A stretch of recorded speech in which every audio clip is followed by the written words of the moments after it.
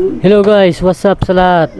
Andito naman tayo, gumagawa ng video para may mapanood kayo. Gagawa ng content. Ito po yung mga ginagawa namin pag may dumarating na bale. Umulan, bumagyo, walang problema. Ito na po yung new stock ng Bea.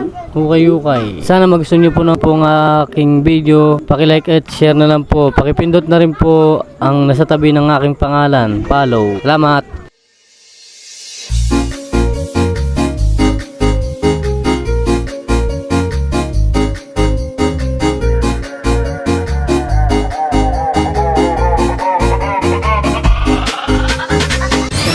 Tayo nagbabalik at ay kasama natin sa content natin ng pagdating ng ating stock sa Bea.